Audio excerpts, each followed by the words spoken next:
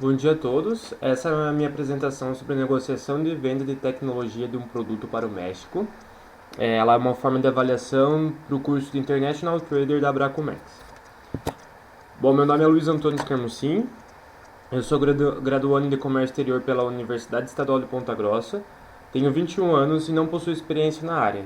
Tanto que com esse objetivo, para enriquecer mais ainda meu currículo e meus conhecimentos, que eu estou fazendo esse curso. Bom, hoje nós vamos abordar aqui nessa apresentação um pouco sobre como se preparar para uma negociação e vamos focar um pouco no México.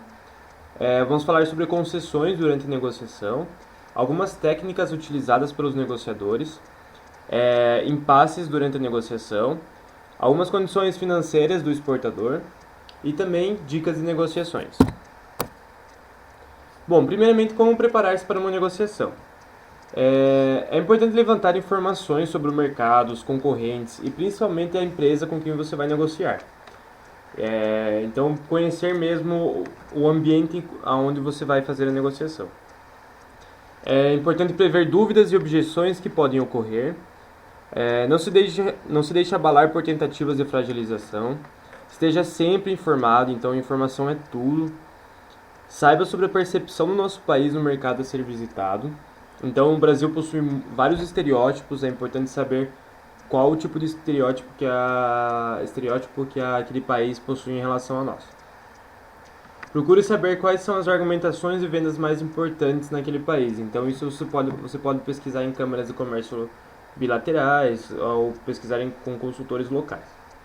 Mas os fatores mais importantes são que 55% do impacto em uma negociação é causado por aspectos não verbais. Então, em muitos países, é mais importante do que a fala o jeito que você reage na negociação, as caras que você faz, o seu modo de agir.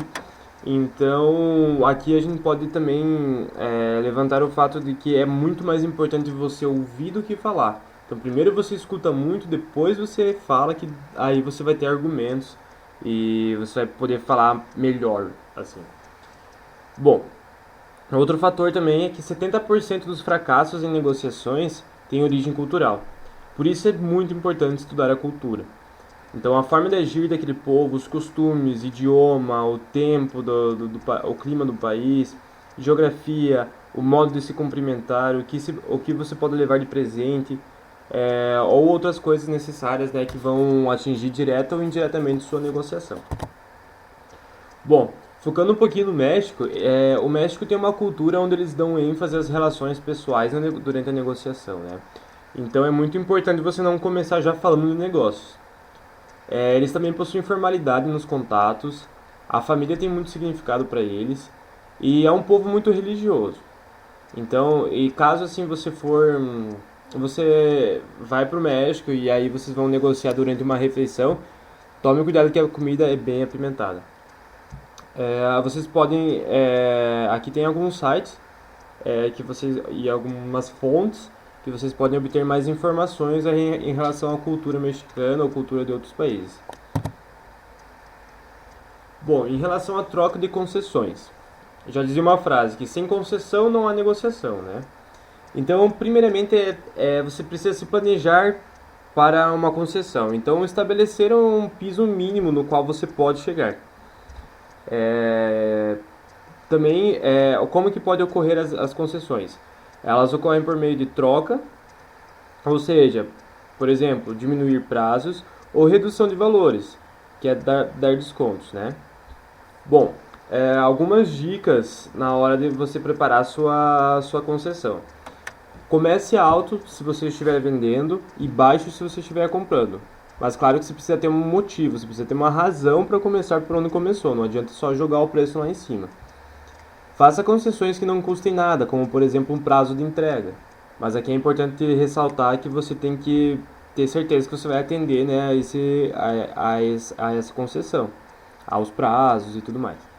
Mantenha o registro das suas concessões e das deles para não se perder. Então, durante uma negociação, você acaba concedendo tanta coisa ou que você acaba se perdendo. Então, é importante tomar notas de tudo. Bom, duas técnicas de negociação. A primeira é criar empatia. Então, como a gente já viu no México, não vá direto ao ponto, certo? Então, tente se aproximar mais e buscar pontos em comum entre vocês, para que a conversa siga mais tranquila e sem a pressão de uma negociação. Então, isso serve para aumentar semelhanças e diminuir diferenças, para criar um ambiente mais dinâmico, que a conversa flua mais, certo? Também com esse intuito é importante usar perguntas abertas, que as respostas não sejam só sim ou não. E também cuidado com a linguagem não verbal. Bom, a segunda técnica é propor um test drive do produto. Então você vai negociar e muitas vezes só falar se torna muito cansativo. E a outra parte não consegue conciliar toda a informação. Então, para isso, utilize materiais de apoio, apresente um vídeo, por exemplo, ou melhor ainda, leve amostras do seu produto, promova degustações. Então, seja criativo, sabe? Torne sua apresentação mais atrativa. Bom, alguns impasses durante a negociação. Então, impasses é sempre necessário você se preparar para que caso eles ocorram. Então, algumas dicas são: dê oportunidade ao seu oponente, concordando em parte com ele. Então, não seja tão rígido e persistente somente em sua visão. Também é importante deixar para depois o assunto que está rolando o impasse e procure acertar outros tópicos da pauta. Então, pule aquele assunto, volte nele depois, quando vocês já tiverem concordado em outros tópicos da pauta. Bom, para dar peso aos seus argumentos, apresente dados confiáveis. Então, nunca afirme algo sem antes saber se realmente é verdade, né? Deixe para tomar uma decisão quando seu oponente já tiver acompanhado o seu raciocínio.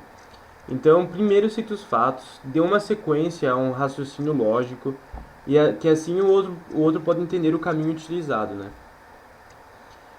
Estude a cultura e cuidado com expressões não verbais. Então, povos de outras culturas pensam e reagem diferente. Então, às vezes pode ser uma coisa pequena para nós, mas para eles é muito grande.